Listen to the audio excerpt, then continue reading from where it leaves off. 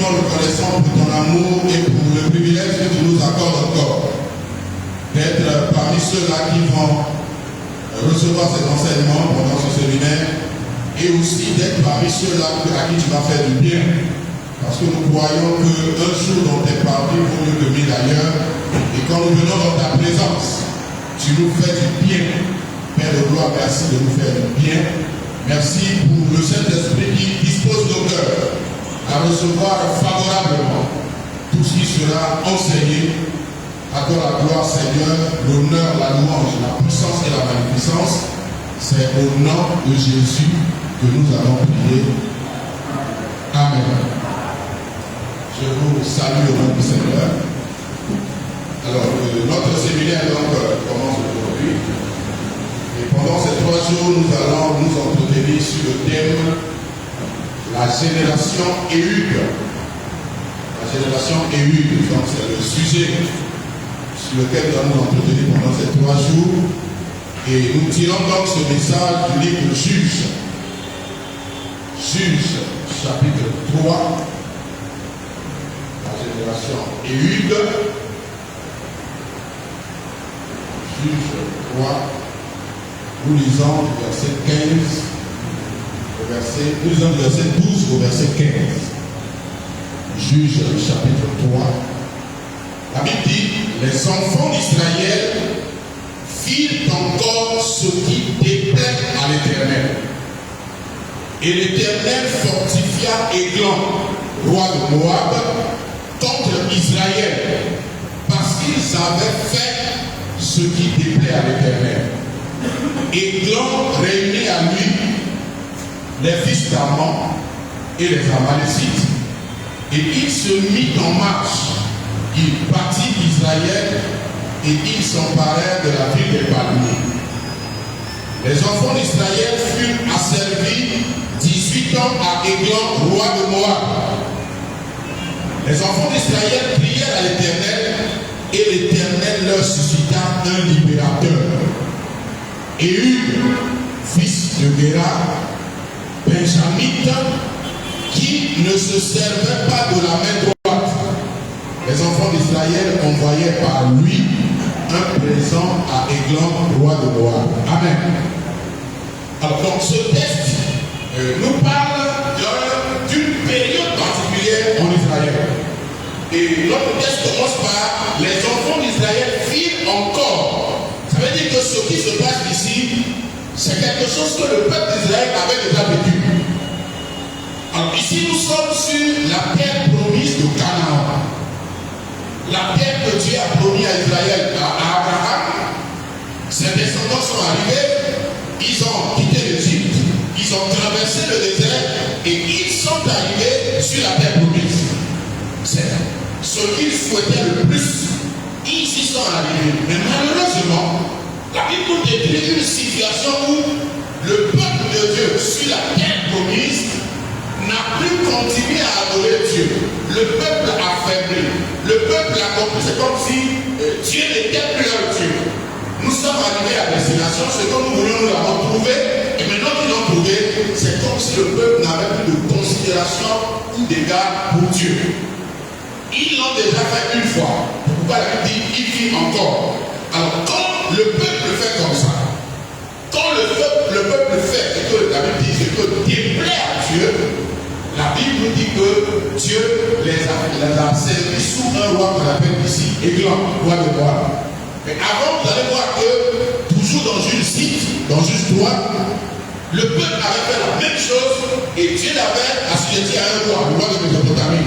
Et là, quand le peuple a prié vers Dieu, Dieu leur a envoyé un libérateur qui était Caleb, donc venait plus tôt. Alors, donc ici, je pose le contexte parce que c'est de ça que nous allons parler aujourd'hui. Demain, on va rentrer dans le vif du sujet.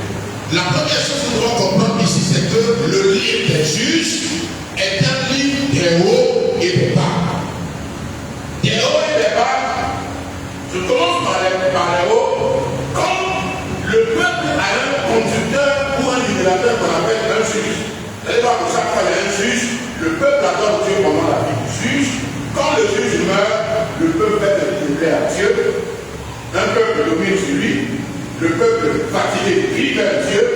Dieu envoie un libérateur, un juge, qui les libère, et pendant sa vie, le peuple adore Dieu, et quand le juge meurt, le peuple tombe. Donc le lit des juges est un lit très haut et très bas.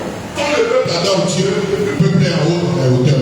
Mais quand le peuple cesse d'adorer Dieu, ce n'est pas, c'est la difficulté. C'est la première chose qu'il faut comprendre. La deuxième chose est que le juge n'est pas que juge dans le sens propre du terme. Quand la Bible parle d'un juge, le juge est premièrement un chef militaire. La première mission du juge, c'est de libérer le peuple, c'est de délivrer le peuple de la main d'un roi ou d'une nation. Au temps d'Élu, c'était le roi Églon, roi de Moab, qui dominait sur Israël. Et la Bible nous dit que Églon a appelé les Amalécites. Le roi d'Églon a appelé les Ammonites, les ennemis historiques d'Israël. Donc c'était en réalité une coalition de 3 royaumes qui étaient en train de dominer sur Israël. Ça c'est la deuxième chose. Donc le juge était d'abord un chef militaire. Le juge avait pour mission première de libérer le peuple de la main d'un royaume, de la main d'une puissance. Mais le juge va devenir aussi un chef religieux, il va devenir aussi un chef politique, parce qu'en ce temps, il n'y avait pas de roi, il n'y avait personne pour conduire le peuple. Dieu était certes le roi au lieu du peuple, mais le peuple avait besoin de quelqu'un qui représente l'autorité divine, qui incarne l'autorité divine pour conduire le peuple. Donc le juge est un chef militaire, il est un chef politique, il est aussi un chef religieux. Vous allez voir que pendant la vie du juge, le peuple est en paix. Le peuple adore Dieu parce que le peuple a quelqu'un devant eux qui leur montre le chemin. Mais quand le juge n'est plus, il n'y a plus personne pour montrer la voie, alors le peuple tombe. Et quand il tombe, Dieu envoie un royaume pour le faire. Donc voilà un peu l'historique, le contexte du livre des juges. Alors, la première chose sur laquelle nous voulons que nous puissions réfléchir, c'est que nous avons ici, le peuple de Dieu. 2, ce peuple est sur la terre promise. C'est-à-dire qu'ils sont au bon endroit. Ils sont exactement là où Dieu veut qu'ils soient. Mais malheureusement, ce peuple est assujetti. Et ça doit attirer notre attention. Et c'est la première chose sur laquelle nous voulons que nous puissions vraiment réfléchir. On peut être de Dieu. On peut avoir la présence de Dieu. On peut avoir l'onction. On peut avoir la puissance de Dieu. Si nous n'avons pas la bonne attitude, nous aurons toutes ces choses et nous allons souffrir. Nous parlons du peuple choisi. Ce peuple est sur la terre promise. Pas que Dieu les a abandonnés. Dieu est avec le peuple. Mais pourtant ce peuple est devenu esclave. Et pendant 18 ans, ils ont été asservis à un roi païen. Le problème du peuple ici, ce n'est pas que Dieu n'est pas puissant. Ce n'est pas que Dieu n'est pas présent. Ce n'est pas qu'ils ne sont pas au bon endroit. Leur véritable problème, c'est l'attitude de leur cœur. Bien aimé dans le Seigneur, parfois la bénédiction peut devenir une source de problème. Il y a beaucoup de gens qui ont jeûné, qui ont prié, qui ont cherché la face de Dieu, parce qu'ils étaient dans une certaine situation. Mais une fois que Dieu répond à leur prière, une fois qu'ils entrent dans la bénédiction, une fois qu'ils entrent en possession de leur Canaan, de leur terre promise, il y a beaucoup de gens qui fléchissent dans la foi. Il y a beaucoup de gens qui ne voient plus l'utilité de prier. Ils ne voient plus l'utilité de jeûner, de méditer la parole. Ils ne voient plus le temps de prendre du temps pour célébrer et adorer Dieu. Ils sont tellement occupés par les choses que Dieu leur a données qu'ils n'ont plus le temps pour Dieu. Et c'est ce qui a amené Israël à tomber ici et à être asservi pendant 18 ans. Peuple de Dieu, au bon endroit, Dieu était présent. Ils étaient dans l'accomplissement des promesses, mais et pourtant ce peuple était devenu esclave à cause de l'attitude de leur cœur. La question que chacun doit se poser aujourd'hui, quand Dieu me bénit, quand Dieu exauce mes prières, quand Dieu me me donne ce que j'ai tant désiré, tant demandé, qu'est-ce que je fais ensuite? La même question, Jésus l'a posée autrement. Dans l'évangile selon Luc, Jésus nous donne la parabole du juste inique et de la femme veuve. La femme venait chaque fois pour que le juge puisse lui rendre justice. Mais chaque fois qu'elle venait, le juge le faisait. Et Jésus dit, un jour la dame est encore revenue. Quand le juge l'a vu, cette femme-là, il faut que je lui fasse ce qu'elle veut pour que je puisse avoir la paix.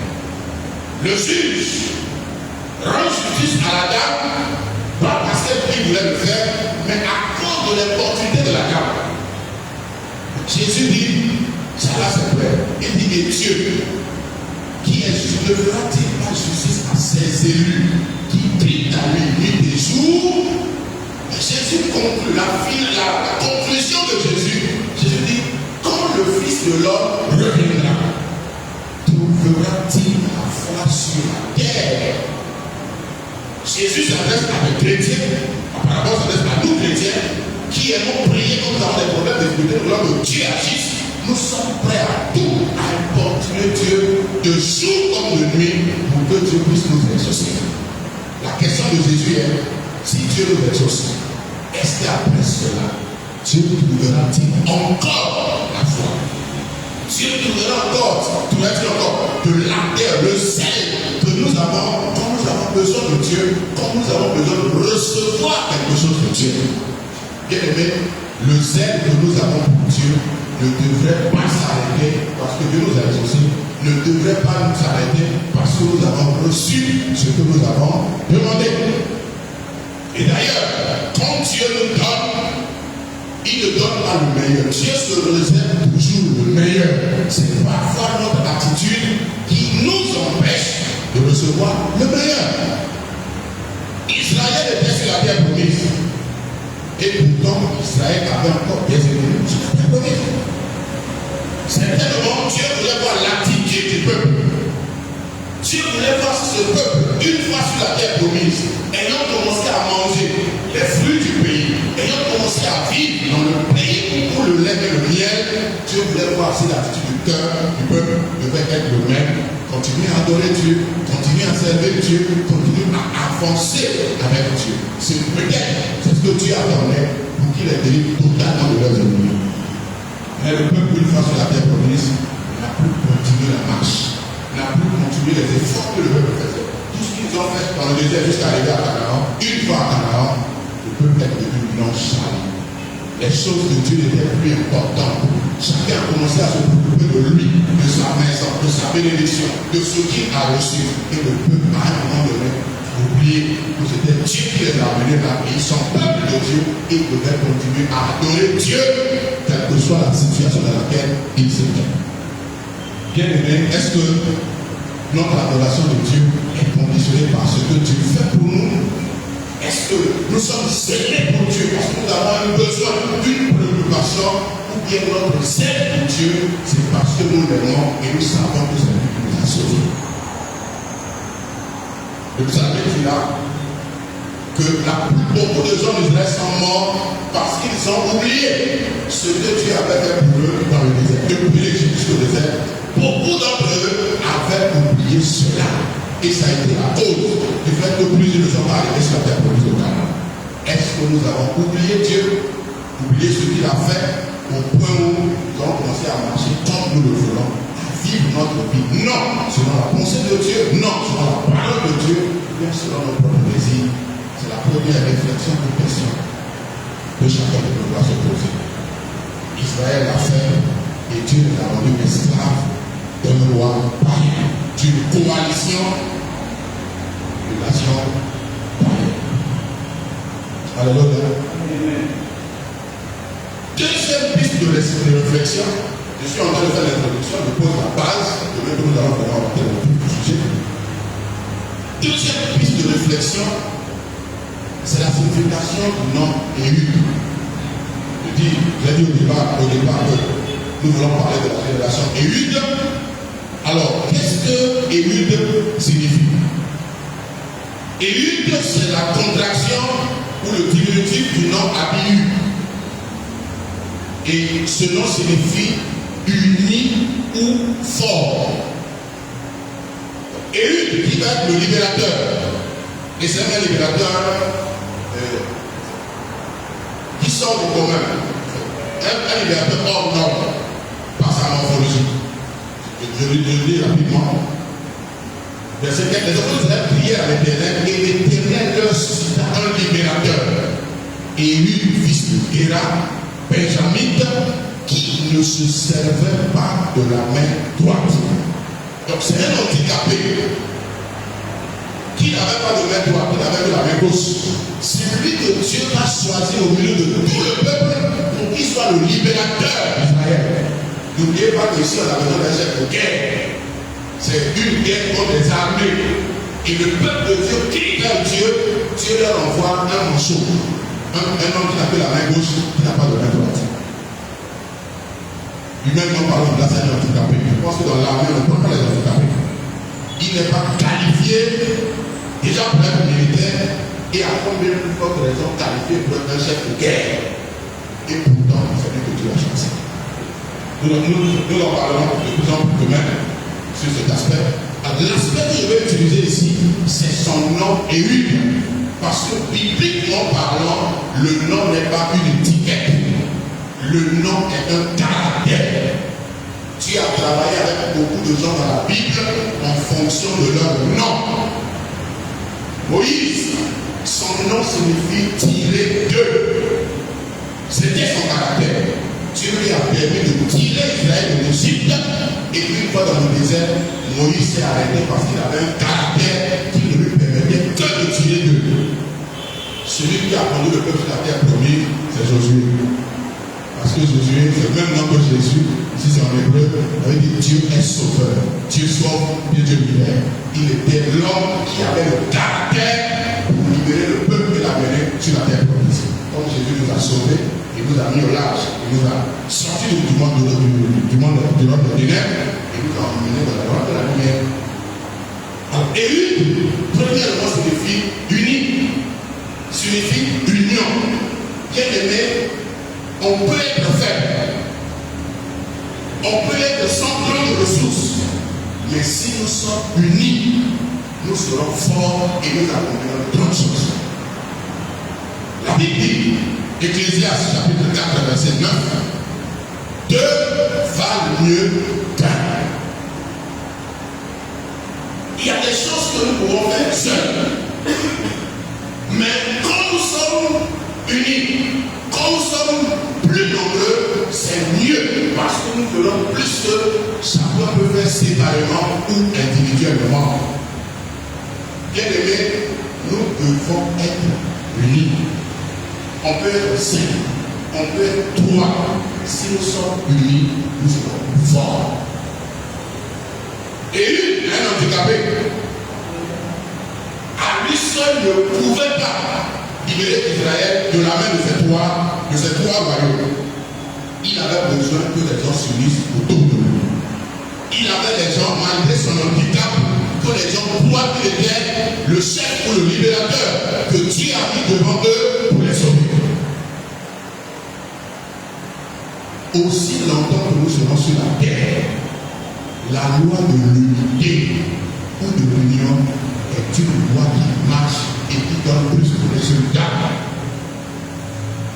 L'église primitive, l'un des plus grands secrets, l'église primitive avait deux grands secrets qui a permis sa réussite, qui a permis que l'église primitive puisse faire des exploits, qui a permis que l'église primitive puisse bouleverser le monde comme les gens l'empire. Le premier secret de l'église primitive savait entendre la voix du Saint-Esprit. L'église savait s'arrêter quand le Saint-Esprit dit arrêtez-vous.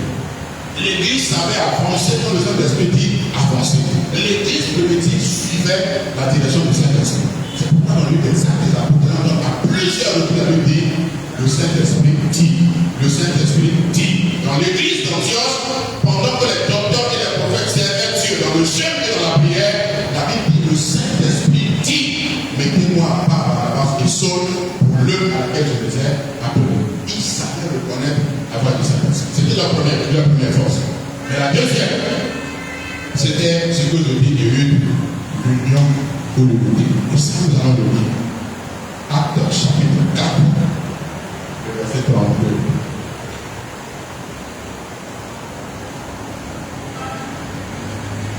Actes chapitre 4, le verset 32.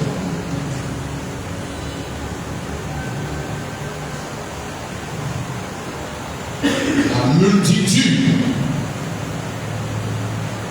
de ceux qui avaient cru, la multitude de ceux qui avaient cru n'était qu'un cœur et qu'une âme. Nul ne disait que ces biens lui appartiennent en propre, mais tout était commun entre eux. Ils étaient des milliers. Le jour de la Pentecôte seul, ils étaient déjà 3000. Ensuite, ils ont devenu 5000. Donc ici, nous avons affaire à des milliers de gens réunis rassemblés.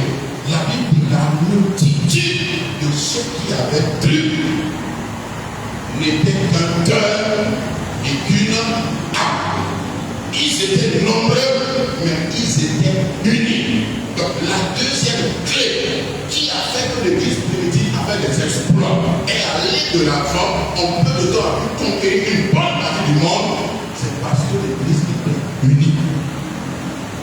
Bien-aimé et une, c'est l'union, c'est uni ou fort. Quand nous sommes unis, nous serons forts. L'église primitive était unie et cette église était une église forte. Une église qui a fait des exploits. Même les gens qui n'avaient pas de titre apparemment au milieu d'eux, quand ils sont sortis de cette unité, ils sont allés, Dieu les a utilisés pour ça. Philippe, avant qu'on le découvre qu'il était évangéliste, il était parmi les diacres appelés à servir le peuple. Mais quand Philippe est sorti de là, il est allé en Samarie, la Bible dit Dieu l'a utilisé puissamment. Les signes, les miracles et les prodiges.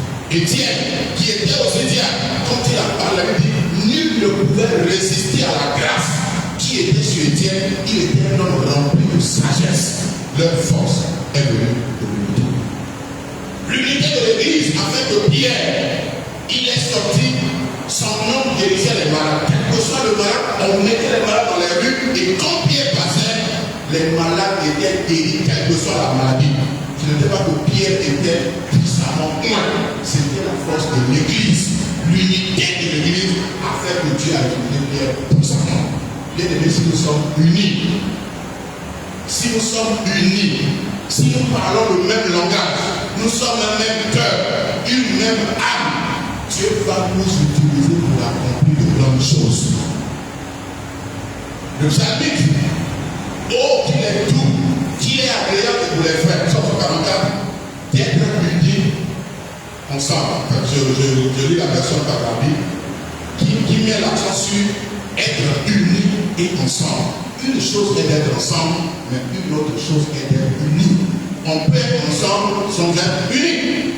Il y a beaucoup de gens d'assemblée, Pierre, Paul, le disait aux Corinthiens, il y a des divisions parmi eux. Ils étaient une église, ils étaient nés de nouveau convertis, mais ils étaient divisés, il n'y avait pas d'unité. Chacun se réclamait, moi je suis de Paul, moi je suis de Pierre, moi je suis de celui-ci, je suis d'Apollos. L'église n'était pas unie. Dieu veut une église unie. Dieu veut un peuple uni, parce que quand le peuple est uni, le peuple est fort. Psaume 144 qui dit, oh qu'il est doux, qui est agréable pour les frères de demeurer ensemble, car c'est comme la rosée de l'Hermon qui descend sur la montagne, sur les montagnes de la montagne de Sion. C'est comme lui qui répandit sur la terre, descend sur la barre d'Aaron et sur le bord de ses vêtements. La vérité ici est quoi? Le mont Hermon, c'est la montagne la plus élevée en Israël. La science a prouvé que la source du fleuve Jourdain, donc Jourdain c'est en bas, complètement en bas, la source du Jourdain, c'est la glace de l'Hermon. Quand il y a l'hiver, la neige, quand la glace se fond, c'est l'Hermon qui est en réalité la source de ce Jourdain. Donc ça commence au plus haut sommet et ça descend au plus bas niveau. Donc l'unité du corps, l'unité en Christ bien-aimé, Parce que ce que Dieu envoie au milieu de nous sur une personne va toucher tous ceux qui sont là. Si Dieu envoie l'onction va toucher tous ceux qui sont venus. Si Dieu envoie la grâce, si Dieu envoie la bénédiction, la même bénédiction va toucher tous ceux qui sont là. C'est pourquoi l'église primitive, ils sortaient eux tous, manifestaient pratiquement les mêmes choses. Guérison, miracle. Même les gens plus du peuple, ils s'en vont, ils font miracle. C'est parce qu'ils étaient unis et la grâce qui tombait dans l'église tombait sur tous ceux qui étaient là. Et le salut conclut en disant que c'est là, dans la communion des faits, dans l'unité des faits, c'est là que Dieu envoie la vie, la bénédiction pour l'éternité. Bien-aimés dans le Seigneur, et une, c'est uni ou fort. Si nous voulons être forts, nous n'avons pas d'autre choix que d'être unis. Et Christ, d'ailleurs, a prié pour nous. Dans Jean 17, dans la prière sacerdotale, il dit au Père, je prie pour eux, pour qu'ils soient un, comme nous sommes un. Le Christ, le Fils, était un avec le Père. C'est pourquoi, quand il est venu sur la terre, il a démontré ce que le Père est, l'amour du Père, la puissance du Père. Tout ce qui était dans le Père, le Fils l'a incarné parce que le Fils était un avec le Père. Et le Fils dit que j'ai prié pour ceux que tu m'as donné. Il prie aussi pour tous ceux qui croiront en lui par leur parole. Donc pour nous, Jésus a prié pour ses disciples, Jésus a prié pour nous, il a prié pour ceux qui viendront après nous. La prière de Jésus est que nous soyons un. Si nous sommes un, nous serons forts. Et si nous ne sommes pas un, nous ne serons pas forts, nous serons faibles. Et l'une des choses que nous découvrons dans l'église de notre temps, quelqu'un a posé la question pour dire, est-ce que nous avons reçu le même Saint-Esprit que les apôtres ont reçu? Oui, nous avons reçu le même Saint-Esprit que les apôtres. La différence est que le temps des apôtres, ils étaient unis. C'est ce qui faisait leur force, c'est ce qui a fait que Dieu les a utilisés comme Dieu les a utilisés. Mais nous, aujourd'hui, nous sommes désunis. Chacun cherche son intérêt. Chacun veut y renommer un nom. Chacun veut la gloire, chacun veut attirer la lumière sur soi. Parfois nous oublions les intérêts de Christ. Chacun roule pour lui-même. Alors que dans l'église du Seigneur, c'est Jésus qui est le maître. C'est pour lui que nous devons rouler. C'est pour lui que nous devons tout faire. La gloire n'est pas à nous, mais la gloire est au Seigneur. Il faut que nous ramenions cela au centre de notre vie chrétienne. Pour que notre église soit comme l'église primitive où Dieu fera des choses extraordinaires. Bien-aimés, nous avons besoin de cela. Je finis en disant ceci. Le nom Éhude peut aussi signifier je remercierai. Donc, quand nous parlons d'Éhude, c'est être uni et fort, mais être uni et fort ne suffit pas. Si nous sommes unis et forts, nous devons remercier, nous devons rendre grâce à celui qui a permis cela. Si tu nous as utilisés, si tu as fait par nous de grandes choses, nous devons lui être reconnaissants. Reconnaissance, c'est ce que Paul dit aux Colossiens, Colossiens chapitre 3, le verset 15. Colossiens chapitre 3, le verset 15, il dit, et que la paix de Christ à laquelle vous avez été appelés pour former un seul corps. Quelqu'un avec moi? Que la paix et la paix de Christ à laquelle vous avez été appelés pour former un seul corps règne dans vos cœurs. Point. Et soyez reconnaissants. Ici, Paul a lu les deux choses que je m'entends dire. Il y a d'abord l'unité, il dit que la paix de Christ à laquelle vous avez été appelés à former un seul corps. Le corps de Christ n'est pas divisé. Le corps de Christ n'est pas chacun pour soi. Le corps de Christ, c'est que nous faisons tout pour la gloire de Dieu. Nous recherchons les intérêts du Seigneur. Si Dieu m'utilise aujourd'hui, gloire à Dieu. Si demain Dieu utilise mon frère, gloire à Dieu. Nous sommes membres du seul du même corps. Si l'autre opère par les guérisons et que moi je opère par l'enseignement, nous sommes dans le même corps. Nous sommes en train de faire le même travail. Il ne faudrait pas qu'on commence à se jalouser. Pourquoi est-ce que Dieu utilise telle ou telle manière et ne l'utilise pas? Bien aimé, je dis souvent que chacun de nous est appelé à marcher dans son couloir. L'appel est individuel. Nous sommes appelés chacun individuellement pour que nous puissions former un seul corps. On ne peut pas opérer de la même manière. On ne peut pas faire la même chose parce que nous n'avons pas reçu le même appel. Chacun de nous a reçu un appel différent. Et si je suis dans mon appel, mon frère est dans son appel, ma soeur est dans son appel, chacun de nous fait son appel et nous formons ainsi le corps. La bouche ne peut pas jouer le même rôle que le pied. Le cœur ne peut pas faire la même chose que les yeux. Chacun d'eux a son rôle, chacun d'eux a son ministère, chacun d'eux a son pouvoir d'action. Et quand nous faisons toutes ces choses, nous revenons et nous sommes reconnaissants envers le Seigneur qui nous a utilisés comme membres du corps. Et non comme un individu, et non comme un super. Parfois nous oublions cela et chacun crée son royaume. Chacun tire sa gloire, chacun veut se glorifier dans son coin, dans ce qu'il est en train de faire, oubliant que nous sommes tous membres d'un seul corps. Et quelque chose que Dieu fait à travers nous, nous devons être reconnaissants. Si Israël était tombé sous le roi Motoboa et blanc, parce que le peuple n'était pas reconnaissant, ils ont oublié tout ce que Dieu a fait. Ils ont oublié les souffrances en Égypte. Ils ont oublié la traversée de la mer. Ils ont oublié le bien que Dieu leur a fait en les amenant sur la terre promise de Canaan. Ils ont oublié tout ça. Et chacun a commencé à vivre sa vie. Chacun a commencé à vivre pour lui et non pour le Seigneur. C'est pourquoi le peuple est tombé et Dieu a envoyé un homme pour les asservir. Bien aimés, soyons reconnaissants. La reconnaissance, c'est l'une des définitions de la grâce. Le mot grec traduit en français par la grâce est charisme. Charisme originalement signifie le charme de la beauté. Charisme signifie aussi une rémunération, un salaire.